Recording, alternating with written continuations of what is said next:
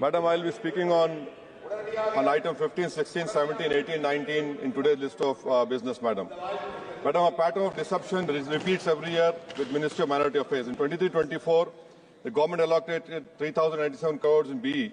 Ministry of Minority Affairs surrendered 2,060 crores, barely utilizing the funds. The same rule is being followed, pattern is followed in 24-25, where the allocation of 3,083 crores has been slashed to 1,681 crores, with no effort to demand admitted funds through the supplementary demands, Madam. Madam, scholarship for minority students have been gutted.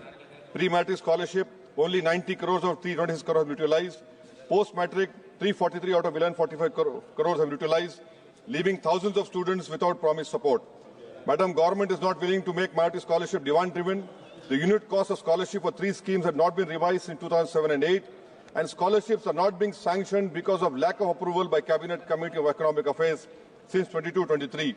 It is a known fact, empirical studies have proven literacy rate of Muslims for persons aged 7 years and above is lower than the All India literacy rate of same age. According to one study, Madam, the higher education Muslim enrollment is 8.91% compared to All India communities 26.7. Madam, PM Vikas, a scheme meant for skilled and entrepreneurship of minorities, has met the same fate. 540 crore allocation in 2024, only 240 crores have been utilized. This scheme was aimed to benefit 9 lakh candidates by 25-26. The budget has been slashed from 500 crores B to just 20 crore in RE 24-25, Madam. Madam, in supplementary grants, Ministry of Agriculture, there is a scheduled caste sub-plan. Since 2021, utilization has never crossed 70%. I demand from the government to ensure that the scheduled caste sub-plan, their scheduled caste farmers must benefit and not then let them sit on paper year after year. Ministry of Fertilizer and Chemicals, Madam, in this supplement demand, 14,000 crores is being asked. Madam, this is not budgeting, this is firefighting. This talk of Atmanirbhar Bharat is only empty talk. How did the government allow such a critical sector to be held hostage by China? 30% of India urea imports in 23-24 come from China. Key raw materials like phosphoric acid, ammonia come from China, which makes Indian prices vulnerable to China trade policies. Madam, I'm thankful that Minister Piyush Goyal is here. A specific point on US tariffs, Madam. Goldman Sachs estimates that if the US imposes tariffs, this could decrease India's GDP growth by 0.6%. Madam, US is a major buyer of Indian agricultural produce. We export nearly 6 billion of agricultural produce to US. If imposition of higher tariffs will make Indian produce less competitive, affect incomes in the agriculture sector, Madam. We export generic pharmaceuticals to the worth of 18.5 billion to US, just to US, Madam. If US tariffs could significantly impact these exports, Madam. Jewelry and precious metals are at risk because of US tariffs. This industry faces 13.32 tariff differential affecting SMEs engaged in jewelry manufacturing. Madam, we export to US diamond and gold products worth 12 billion. This tariff hike could reduce demand, impact jobs in Surat and Mumbai, Madam. I want a categorical assurance from the Minister and the government that the US tariffs will not be imposed on India from April 2. Bilateral trade agreement is going on, but the phase 1 is due by September, Madam. Can the government tell us that the EU market also has become restrictive? Will this government give a categorical assurance that neither CBM, EUDR will not be imposed on India by you, which will affect 3 billion of Indian exports, Madam, particularly iron and steel, according to economic survey.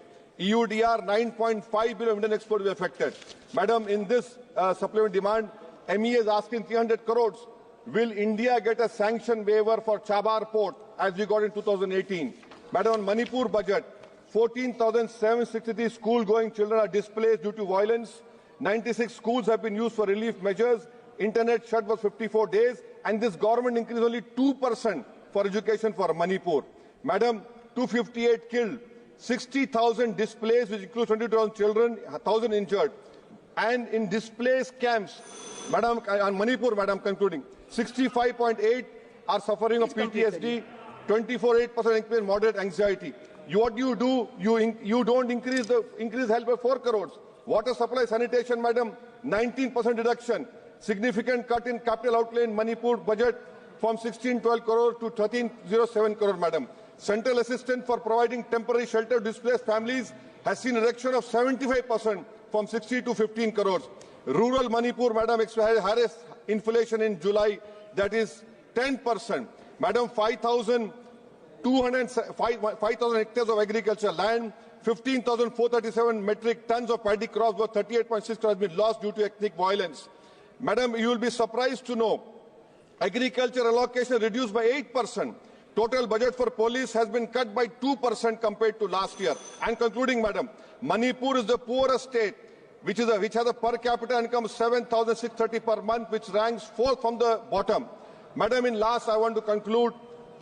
We have heard the Honorable Piyush Goyal stood up and appreciating this, the speech made by Abdul Samad Samdani from Kerala. I want to know, I am very thankful to him. मैं शुक्रगुजार उनका madam कि उन्होंने उर्दू के अशार पढ़ने पर इसको कटमुल्ला की जबान नहीं कहा, जो उनके एक वजीर आला ने कहा। ये भारत की खूबसूरती को आप नहीं समझ रहे हैं। आपको समझना चाहिए उर्दू इस मुल्क की आजादी की जबान है। अपने मुख्यमंत्री को समझाइए। बहुत बहुत शुक्रिया। माननीय सदस्य श्री अरविंद सावंत जी।